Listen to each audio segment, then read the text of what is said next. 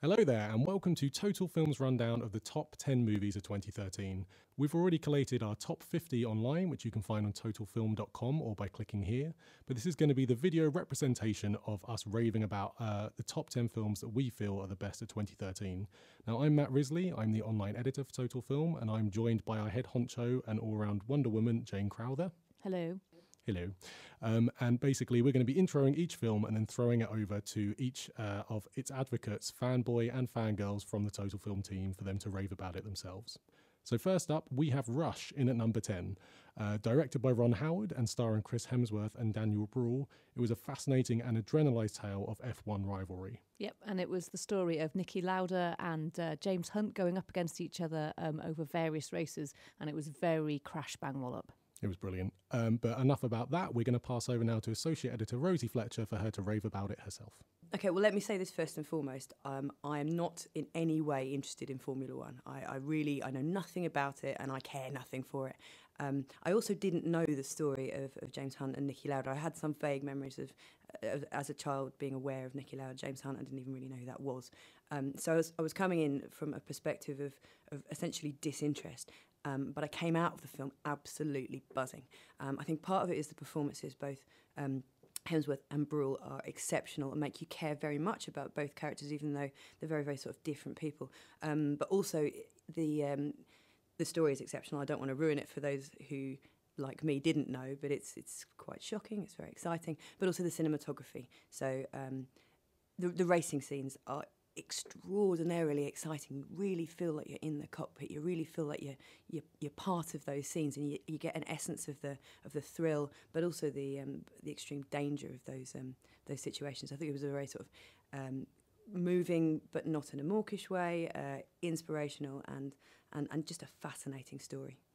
Number 9, we have Filth, which is John Baird's adaptation of Irvine Welsh's novel. And we loved it in the office, and John Baird's very pleased that we loved it. He actually tweeted at us the other day, didn't he, Matt? He did, and we said thank you very much back, because it fully deserved it. It was debauched, it was dark, it was twisted, it was very, very funny if you have that sense of humour, and it was a great adaptation of a very difficult book to adapt. But enough from us. I'm going to pass over to Jane now, who's going to rave about it herself. So we've been waiting ages for a Trainspotting 2, and we keep being promised it, and this looked like it might be the thing that might approach that, and it was. Irvine Welsh's novel was deemed unfilmable. It was dirty, filthy, as the title suggests, and really quite disgusting and dark.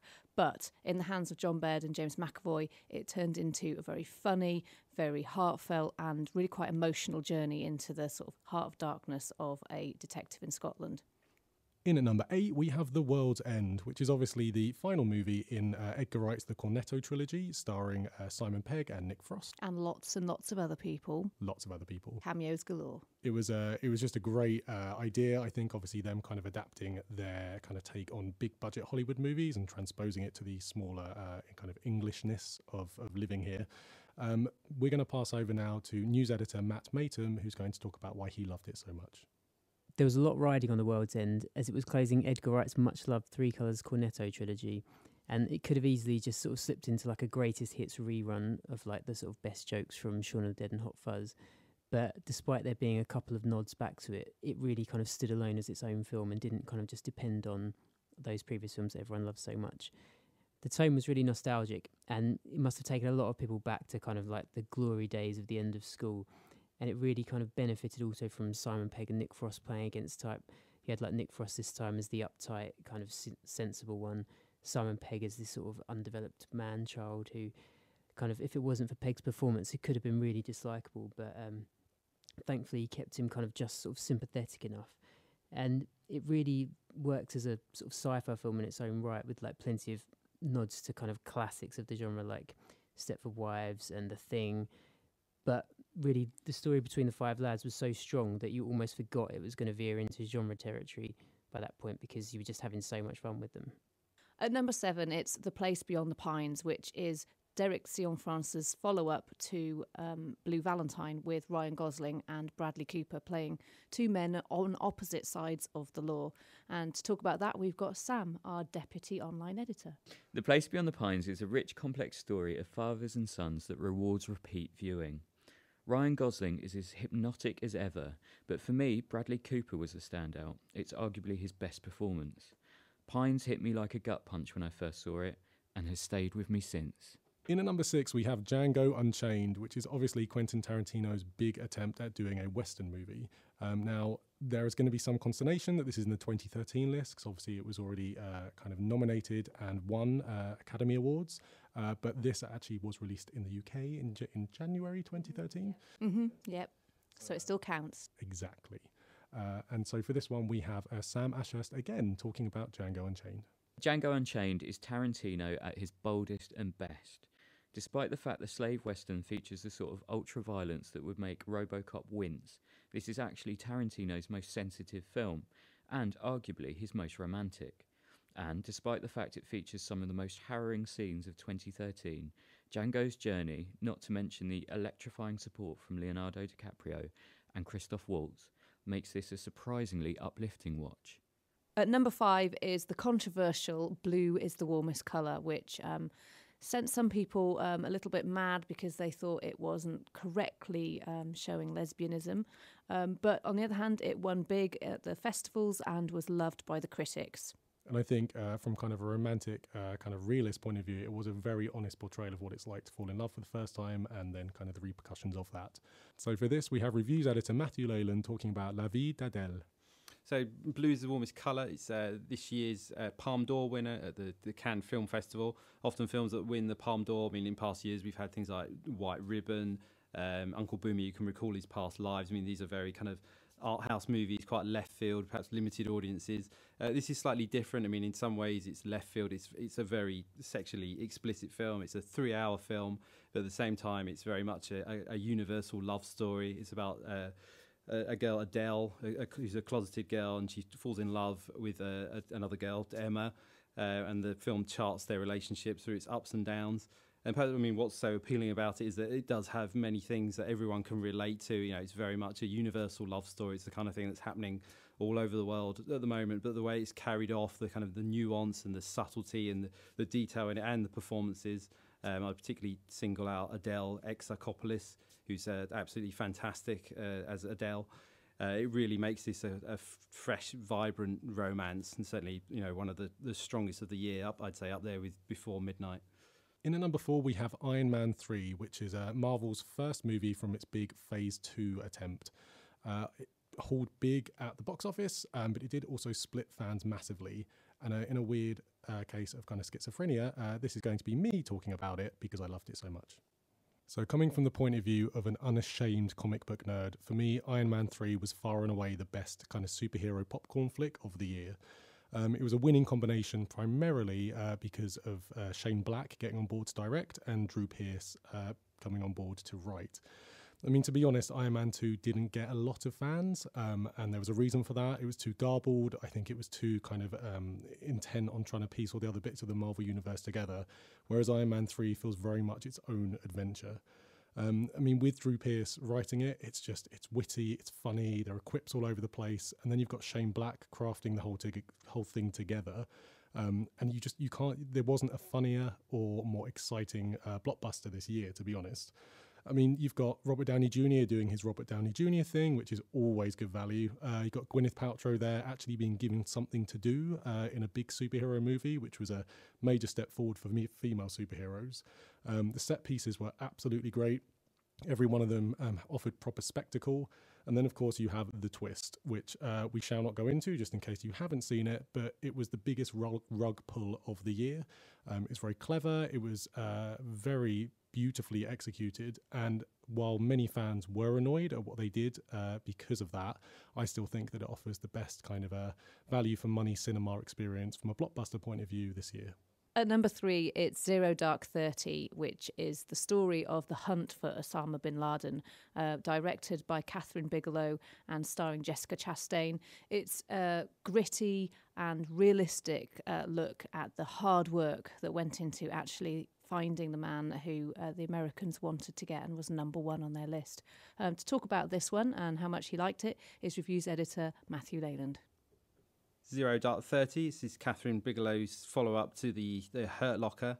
And it's also, of course, the Hunt for Osama bin Laden movie. It's quite controversial, a lot of focus on the facts and the use of torture.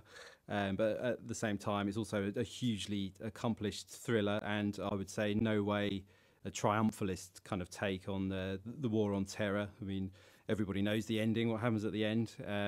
But the way it's carried off, and the way the main character, Maya, a CIA agent who doggedly pursues bin Laden, there's no kind of sense of real great catharsis or flag waving or air punching at the end of the film. It does feel like a very kind of neutral take on the whole operation and the whole takedown, and it's done with. I mean, Bigelow's a fantastic action director, as we've seen in films like The Hurt Locker and Point Break, and here she kind of uses everything in her toolbox to make this incredibly gripping, detailed, very extremely well-paced, suspenseful thriller.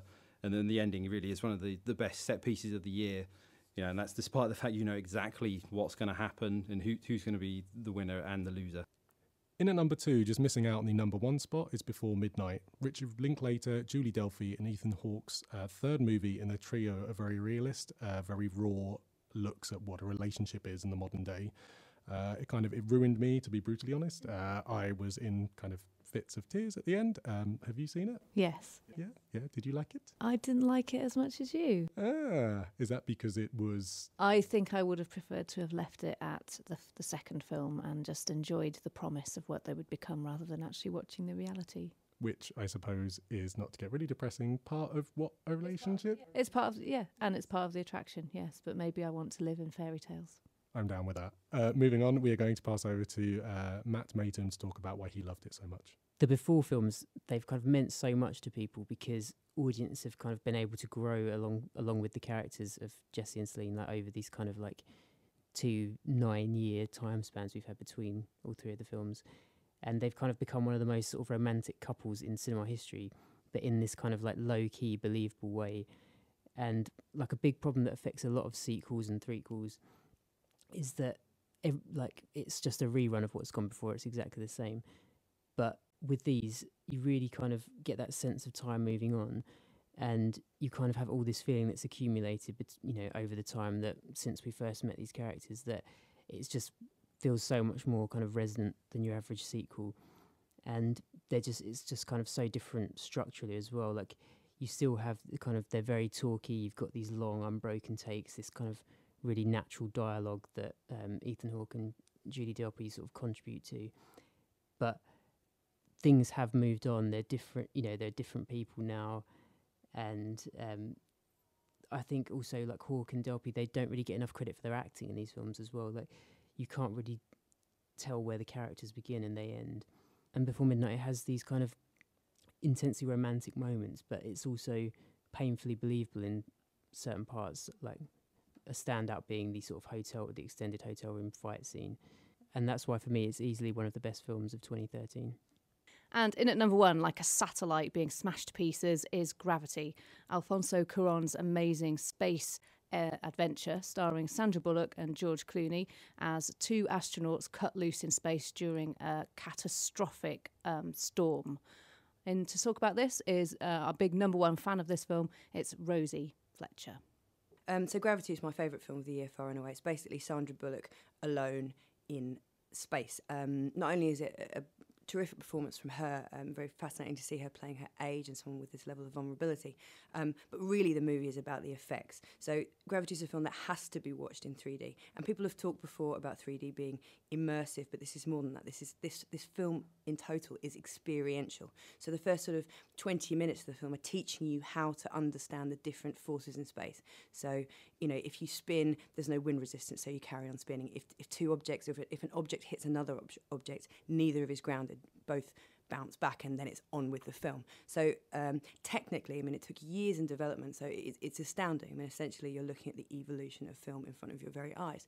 But emotionally too, it's this journey of this woman, essentially her death possibly, but even if not, her sort of spiritual death and rebirth to the final ending of the film, which leads you towards the kind of evolution of of humanity. I mean, it's a very beautiful film to look at, very, very disorientating. So you feel like you're in a tumble dryer, you feel like you're being thrown upside down, but also emotionally you feel that you journey with her. There are points in the movie, for example, where you have to hold your breath because it would be almost disrespectful to breathe.